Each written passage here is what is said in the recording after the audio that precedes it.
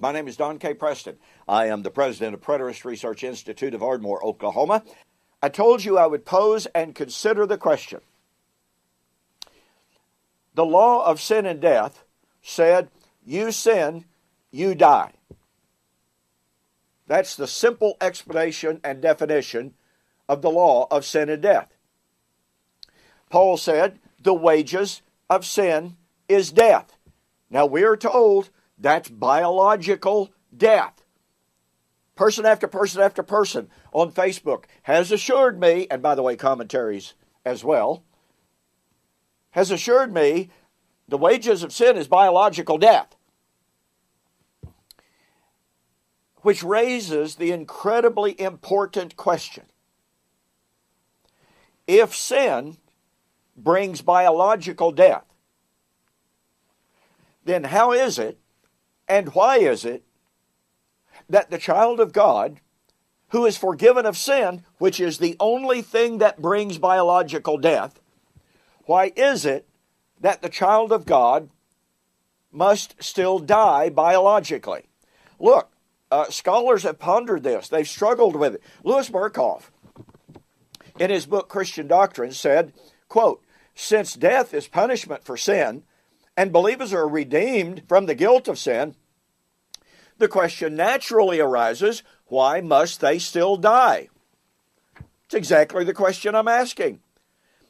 He continues, it is clear that it cannot be a punishment for them, but it must be regarded as an important element in the process of sanctification. It is the consummation of their dying to sin. Unquote. I got to tell you, it makes no sense whatsoever. Furthermore, a former preterist wrote in a book, Why I Left Full Preterism, it may be asked here that if physical death is punishment or a result of sin, Adam's sin, and Jesus has redeemed us from the curse, then why do Christians still die? This is a fair question. And then he proceeds to tell us that we have to still die in order to show the world that we have been delivered from the curse of Adam. Does everyone see a problem? Okay, so Christians delivered from sin, which brings physical death, are supposed to go preach to the world. We have been delivered from sin and death. And yet we're still going to die physically. And we still sin, just like you do. And we're going to die physically, just like you do.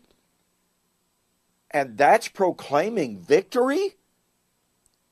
I have to tell you that Berkhoff's answer, and the answer that is found in this book, is absolutely some of the most confused and confusing, quote, theology that you will ever read in your life.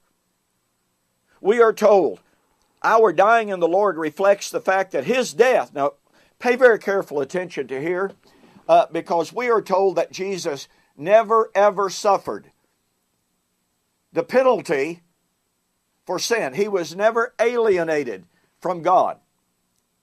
I mean, we're told that constantly. And yet this author says that Christ suffered estrangement from the Father. Well, what's estrangement? It's alienation. What is alienation? It's death. Spiritual death. Now, we are told that our dying in the Lord reflects the fact that His death, suffered under the penalty, denotes the continuing aspect of the work of sin. So,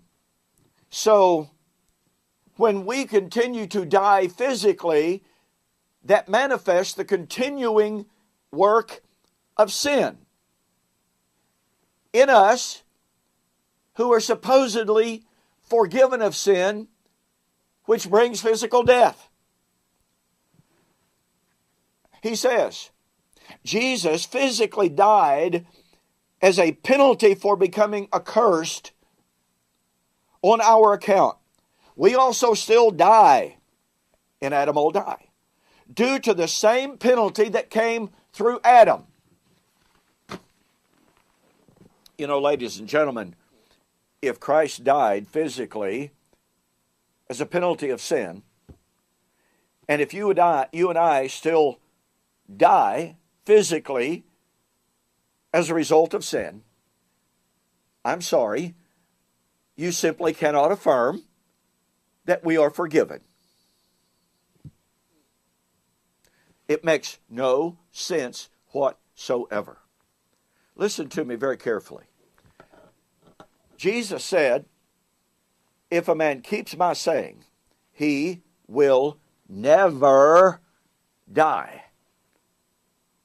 And this author tells us, oh yeah, that's true, but he was talking about a different kind of death. Doesn't attempt to prove it. He just makes the claim.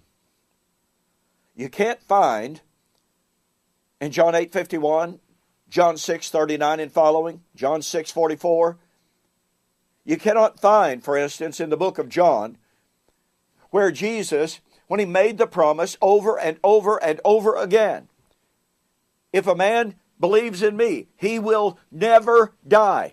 You cannot find where Jesus said, now look folks, I'm talking about one kind of death, but you will, of course, still experience the penalty, the wages of sin, even though you're forgiven of sin. Look, it is so illogical. It is so unbiblical to affirm the wages of sin is death. The child of God is forgiven of sin, which is the only thing that brought death. And then to say, well, the child of God is delivered from sin. The child of God is delivered from the law of sin and death. Oh, but of course, now, we all still have to suffer the penalty of sin. Physical death, even though we are forgiven of sin, the only thing that brought physical death, we are told. I'm amazed how that kind of theology, listen to me, I'm not trying to be harsh, I'm not trying to be critical. I am amazed that that kind of theology that says we are delivered from sin, the only thing that brings death, but even though we are forgiven, we still have to experience the penalty of sin, physical death. I am amazed that that kind of theology has become the orthodox theology of the Christian church. I make no apologies when I say this is a horrible, Christ-denying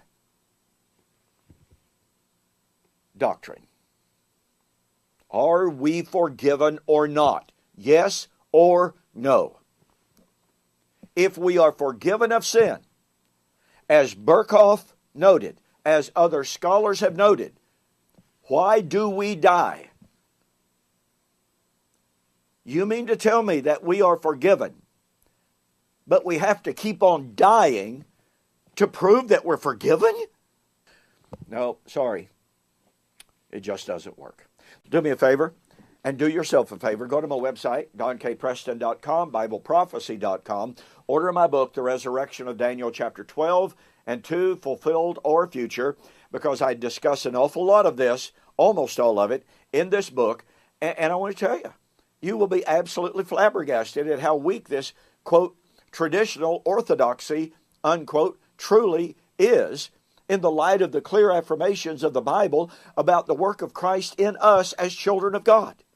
It's amazing. And yes, indeed, we have more. So we'll see you on the flip side.